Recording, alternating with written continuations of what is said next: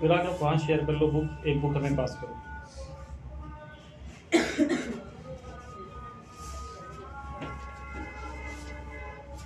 तो पहला क्वेश्चन है आपका, पढ़ना है आपको आशी। Write four causes of the French Revolution. French revolution के 4 कॉजेज बताइए। फ्रांस की क्रांति के 4 कारण बताइए। फ्रांस की क्रांति के 4 कारण। पहला कारण है, तो आप लिख सकते हो the 4 causes of French revolution are following. France की क्रांति के 4 कारण निम्नलिखित हैं। पहला है, the ruler of France Louis 16 was incompetent. Incompetent मतलब अयोग्य। तो जो फ्रांस का शासक था लुइस 16, वो इनकॉम्पिटेंट था, अयोग्य। स्टब बॉर्न मतलब जिद्दी था। स्टब बॉर्न जिद्दी। Short psychic. शॉर्ट साइकिक मतलब छोटी दृष्टि वाला, है ना। अदूरदर्शी जिसे कहते हैं, अदूरदर्शी था, दूर की नहीं सोचता था। एंड इरिस्पॉन्सिबल, और इरिस्पॉन्सिबल मतलब कर्तव्यहीन था, अपनी रिस्पॉन्सिबिलिटी नहीं समझता था। ड्यू टू हिज ऑटोक्रेसी, क्योंकि उसकी निरंकुशता थी, उसके शासन पे किसी का अंकुश नहीं था। The public turn against him, public उसके खिलाफ हो गई। क्लियर, पहला पॉइंट क्लियर हो गया होगा। Second point, the industrial revolution led to the rise of the middle class, which was inspired by new ideas and nationalism. This class fully supported the public against the monarchy. Industrial revolution, औद्योगिक क्रांति, led to the rise of middle class. औद्योगिक क्रांति के कारण middle class पैदा हो गया। क्योंकि पहले क्या थे, पहले लोग फार्मर्स थे, किसान थे, है ना। फिर जब उद्योग लगने लगे, फैक्ट्री लगने लगी, कारखाने लगने लगे, किसान उसमें जाके काम करने लगे, तो उनको सैलरी भी मिलने लगी, तो मिडिल क्लास प्रोड्यूस हो गया। तो इंडस्ट्रियल रेवोल्यूशन के कारण मिडिल क्लास प्रोड्यूस हो गया था, which was inspired by new ideas, जिसके दिमाग में नए आइडियाज थे, एंड नेशनलिज्म, और देश प्रेम की भावना थी।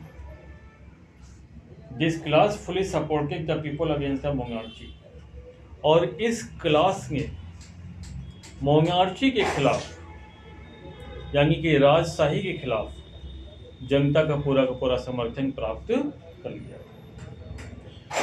The condition of common people in France was miserable.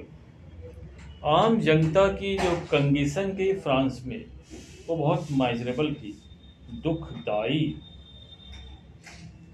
कष्टपूर्ण, दुख से भरी हुई थी।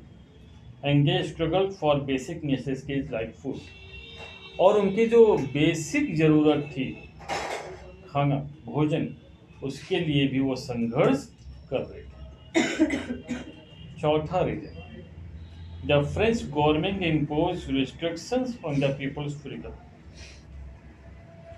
फ्रांस की सरकार ने लोगों की आज़ादी पर प्रतिबंध लगा दिया था। एंड इशूड लेटर दी कैचेट, और लेटर दी काशे, सॉरी, लेटर की काशे, और लेटर की काशे उन्होंने इंट्रोड्यूस किया था, सरकार ने लेटर की काशे निकाला था। Order to arrest without reason, यानी आदेश दिया था कि बिना किसी वजह के किसी को भी गिरफ्तार कर सकते हैं। Which led to public dissatisfaction, जिससे कि जनता नाराज हो गई थी।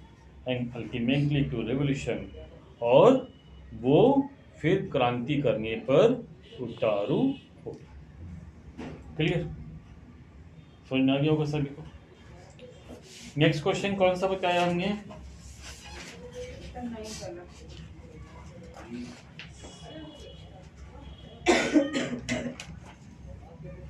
नाइन्थ वाला बताया।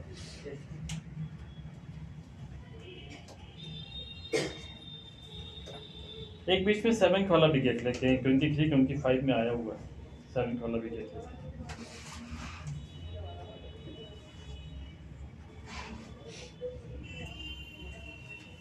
Describe the uniform introduced by Napoleon, या फिर who was Napoleon, what were his reforms, what was their impact, या फिर who was Napoleon, describe the reform carried out by him.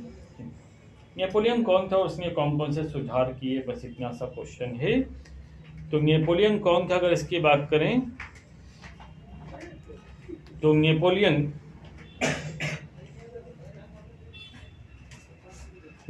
Bonaparte इसका पूरा नाम था। Was one of the greatest personalities in the world history, विश्व के इतिहास में ये महान व्यक्ति थे। His extraordinary deeds and astonishing victories influenced the whole Europe from 1799 to 1815.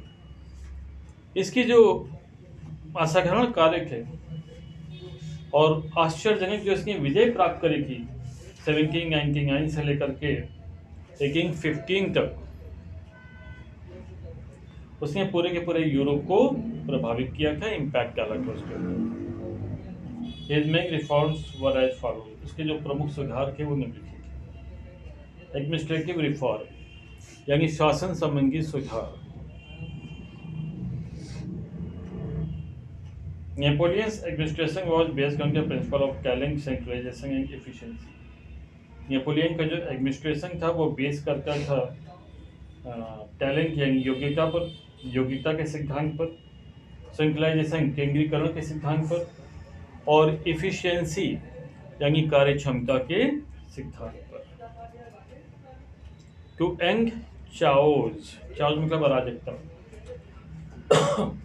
To end chaos in the country, देश में अराजकता को समाप्त करने के लिए ही सेंट्रलाइज पावर, उसने पावर का केंद्रीकरण कर दिया।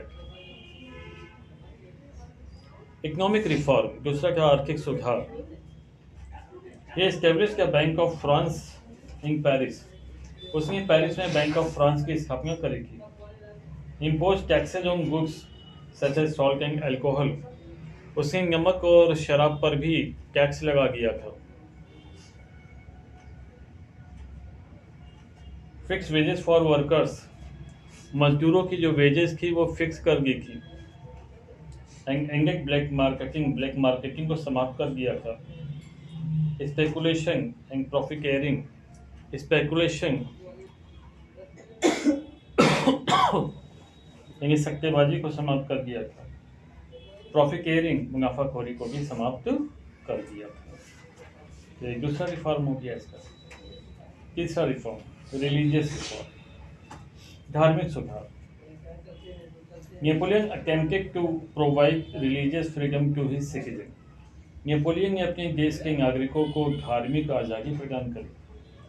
The state granted everyone the freedom to practice their religion, और राज्य ने सभी को अपने धर्म का आचरण करने की स्वतंत्रता प्रदान करी थी। जुडिशियल रिफॉर्म, न्यायिक सुधार या न्याय संबंधी सुधार। He created a set of law for France known as Napoleonic Code, उसने फ्रांस के लिए एक नया कानून बनाया था जिसका नाम था Napoleon code. This was a lasting contribution to France, ये फ्रांस के लिए एक लास्टिंग कंट्रीब्यूशन था, यानी कि स्थायी कानून था, फिक्स कानून कर दिया था उसने। एजुकेशनल रिफॉर्म, पांचवा आया शैक्षिक सुधार।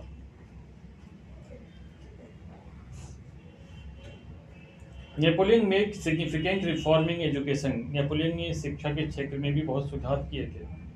ही led the foundation of national education in France, उसने फ्रांस में राष्ट्रीय शिक्षा की घोषणा करी थी, इसकी फाउंडेशन रखी थी। And establish university in Paris, और पेरिस में एक यूनिवर्सिटी की स्थापना भी करी थी, यूनिवर्सिटी विश्वविद्यालय। पब्लिक रिफॉर्म, पब्लिक रिफॉर्म मतलब जनता का सुधार यानी सार्वजनिक सुधार। He undertook several important reform for public welfare. उसने जनता के कल्याण के लिए बहुत सारे सुधार के कार्यक्रम किए। ही रिड्यूस अनएम्प्लॉयमेंट, उसने बेरोजगारी कम करी। And constructed 229 pave roads to improve transportation. और ट्रांसपोर्टेशन मतलब हिंदी में क्या कहते हैं?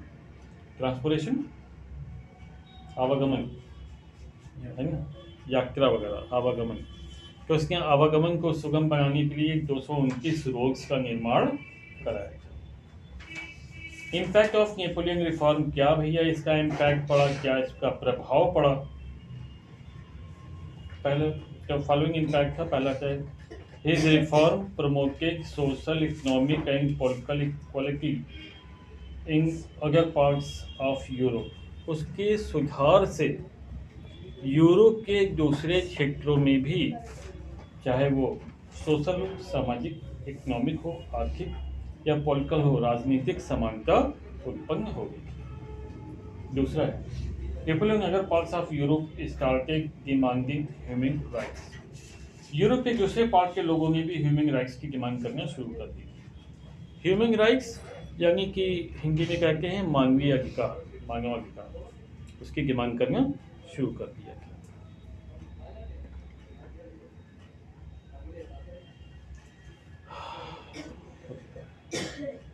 नेक्स्ट पॉइंट है, a uniform system of taxation was introduced in various region. विभिन्न क्षेत्रों में यूनिफॉर्म सिस्टम टैक्स का शुरू हो गया था, यानी एक जैसा कर, यूनिफॉर्म टैक्स सिस्टम नेपोलियन ने लागू किया। नेक्स्ट पॉइंट है, feudal system began to be dismantled and peasants were free for serfdom and feudal dues। तो जो फ्यूडल सिस्टम था, फ्यूडल सिस्टम यानी सामंतवादी व्यवस्था, पहले सामंत होते थे, तो सामंतवादी व्यवस्था को इन्होंने क्या किया? डिसमेंटल कर दिया, खत्म कर दिया, समाप्त कर दिया। And peasants were freed from serfdom. Serfdom क्या होता है? भूमि की गुलामी। सर्फडम क्या होता है? भूमि की गुलामी, यानी कि अगर जमीन आपकी गिरवी रख दी है तो आप उसके ऊपर किसान के रूप में काम करिए और आपको खाने के लिए केवल 2 रोटी मिलेगी आपके परिवार को, और कुछ नहीं मिलता था। उसे कहते थे सर्फडम, ठीक। और दूसरा क्या था? Feudal dues. फ्यूडल ड्यूज क्या था? वही सामंतों को, जागीरदारों को, जमींदारों को जो टैक्स देना पड़ता था, लगान जिसे कहते थे, इससे भी उसने फ्री कर दिया। क्लियर हो गया? टफवर्ड बताते हैं, आप लोग नोट जरूर किया करो, ना भूल जाओगे, या फिर वीडियो हम रिकॉर्ड कर रहे हैं उसमें भी देख सकते हो। अगला क्वेश्चन कौन सा लगवाया? Briefly case the process of unification of Germany. Germany के यूनिफिकेशन के बारे में बताइए, यानी एकीकरण। ये लर्निंग क्वेश्चन है, समझाने वाला नहीं है वैसे तो, फिर भी देख लेते हैं। नेशनलिज्म फीलिंग्स वर, इसको मैं से अपनी भाषा में समझा देते हैं, बुक की लैंग्वेज में क्या करना। तो देखिए, जर्मनी के एकीकरण की बात करें तो अभी हमने आपको बताया था कि चूँकि इंडस्ट्रियल रिवोल्यूशन हुआ था, बहुत सारे उद्योग वगैरह लगे थे, जिसकी वजह से मिडिल क्लास पैदा हो गया था, है ना। क्योंकि एग्रीकल्चर जो काम में लगे हुए किसान थे वो फैक्ट्री में काम करने लगे थे, सैलरी भी उनको मिलने लगी थी, क्योंकि थोड़े रिच हो गए थे, वो मिडिल क्लास में आ गए थे। और जब वो मिडिल क्लास में आ गए तो हमने ये भी बताया था कि उनके अंदर एक भावना थी, नेशनलिज्म की, राष्ट्रवाद की भावना थी। तो इस राष्ट्रवाद की भावना, ये जो उदय हुआ था, ये मतलब ये सब चीज़ें जो प्रोड्यूस हुई थी 1848 में प्रोड्यूस हुई, 1848। तो इसने क्या किया, जब राष्ट्रवाद, नेशनलिज्म का भावना लोगों में क्रिएट होनी शुरू हुई, तो पूरे के पूरे इन्होंने क्या किया, जर्मनी को एक बनाने का प्रयास किया, ठीक है ना। हालांकि जो उस समय के जो शासक थे, जो राजा थे, जो वहाँ के किंग थे, लुइस 16, उन्होंने क्या किया था और उनकी फौज ने क्या किया था कि इस रिवॉल्यूशन को दबाने का प्रयास किया था, ठीक। और जो सामंतवाद थे, जो जमींदार वगैरह थे, उनके माध्यम से किसानों का टॉर्चर करने का काम किया था, उनके ऊपर लगान वगैरह लगाया था। लेकिन उन्हीं के राज्य में एक मुख्यमंत्री थे जिनका नाम था Otto von Bismarck. Otto von Bismarck कहते हैं कि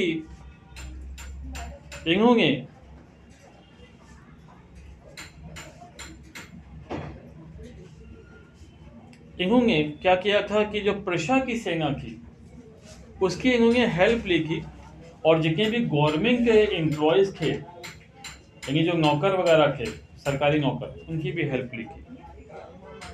और इन्होंने ऑस्ट्रिया, डेनमार्क, फ्रांस, तीनों कंट्रीज को जीत लिया था। किसको? ऑस्ट्रिया, डेनमार्क, फ्रांस, तीनों कंट्रीज से युद्ध को इन्होंने जीत लिया था और तीनों को मिला करके एक कर दिया था। 1871 में वर्साय की एक संधि हुई थी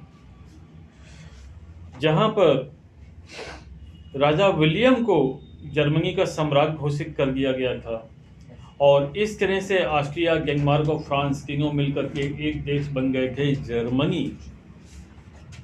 तो ये था यूनिफिकेशन ऑफ जर्मनी। क्लियर हो गया? प्रोसेस चला गया 1848 से लेकर के 1871 तक, ठीक है ना? ये पूरा प्रोसेस चला गया। ओके,